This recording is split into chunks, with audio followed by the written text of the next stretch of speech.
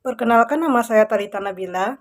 Di sini saya dan kelompok akan mempresentasikan hasil diskusi kami mengenai mata kuliah bangunan pertanian berkelanjutan. Yang dimana tema yang kami ambil adalah ancaman ketahanan pangan global dalam perkembangan pertanian berkelanjutan. Untuk PPT ini disusun oleh saya sendiri, Talita Nabila, Rasifan, Irfan, dan Resi Prasetyo. Apa itu ketahanan pangan? Ketahanan pangan adalah sebuah kondisi ketika semua orang pada segala waktu menerima akses secara fisik, sosial, ataupun ekonomi untuk mendapatkan pangan bagi seluruh anggota rumah tangga dengan kondisi pangan yang cukup, baik jumlah maupun mutu, aman, beragam, bergizi, serta tidak bertentangan dengan agama, keyakinan, dan bahaya setempat.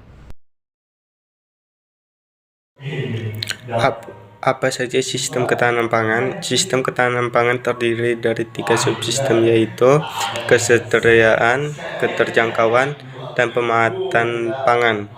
Berbagai parameter dapat dipakai untuk mengukur kinerja ketahanan pangan. Apa penyebab ancaman akan ketahanan pangan global? Perubahan iklim yang didorong manusia memicu cuaca ekstrim dari rekor kekeringan hingga banjir, memicu terjadinya ancaman ketahanan pangan global masa kini. Jadi, bisa disimpulkan bahwa perubahan iklim pun dapat menyebabkan ancaman ketahanan pangan pada masa global saat ini. Sepertinya terjadinya kekeringan, sehingga tanaman-tanaman yang membutuhkan banyak zat air seperti padi dan yang lainnya itu pun mengalami kekeringan hingga pada akhirnya mati. Seperti banjir, kelebihan air pun akan menyebabkan tanaman akan mati. Jadi dapat disimpulkan perubahan iklim yang tidak menentu pun juga jadi alasan bahwa ketahanan pangan global bisa terancam. Yang selanjutnya adalah menjaga ketahanan pangan. Untuk yang pertama, terkait keterjangkauan dari sisi peningkatan akses pangan masyarakat, pemerintah mendorong pemanfaatan digitalisasi dari pasar serta kerjasama dengan BUMN guna dapat mendistribusikan pangan dari daerah surplus ke daerah defisit. Untuk yang kedua, pemerintah menjaga ketersediaan pangan dengan menjaga pasokan stok pangan yang dilakukan melalui peningkatan produktivitas dalam negeri dan mensubstitusikan kegiatan yang tergantung di negara lain. Jadi untuk itu pun pemerintah juga harus menjaga pemasok atau pasokan dari pangan itu sendiri agar tidak terjadinya kelangkaan pangan di Indonesia. Yang ketiga, terkait dengan peningkatan kualitas dan keamanan pangan, pemerintah melakukan penerapan budidaya pertanian yang baik dan penanganan pasca panen yang baik, handling, dan pemenuhan standar nasional Indonesia serta pemenuhan sanitari dan sanitari yang akan terus dijaga.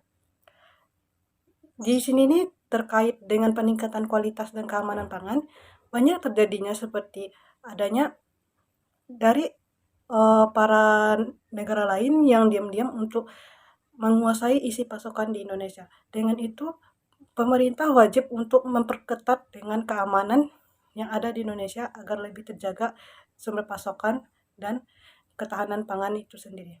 Untuk yang keempat, hal terakhir yang tidak kalah penting yakni menjaga ketahanan serta keberlanjutan sumber daya alam, misalnya melalui penetapan lahan sawah yang dilindungi atau pengendalian ahli fungsi lahan sawah, diversifikasi budidaya, penggunaan pupuk organik, serta pemeliharaan jaringan irigasi.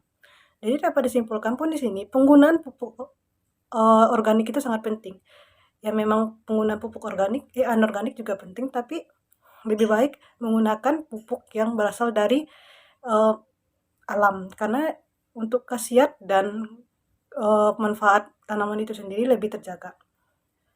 Dan untuk anorganik pun bisa digunakan ya seperti untuk pengusir hama atau untuk menjaga ketahanan dan kesehatan dari tanaman itu sendiri.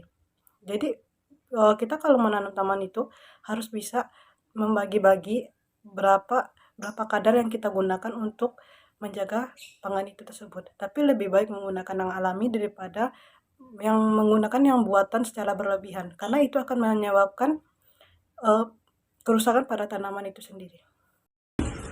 Baik, terima kasih untuk kawan-kawan semua yang telah mempresentasikan atau membacakan tugas presentasi ini.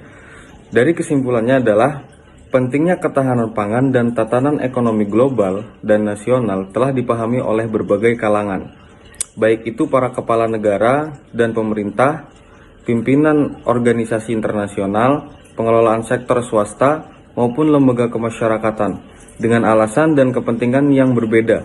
Satu hal yang menjadi kesadaran bersama adalah pemenuhan pangan bagi setiap individu merupakan hak asasi dan pemenuhannya menjadi kewajiban bersama, termasuk individu itu sendiri.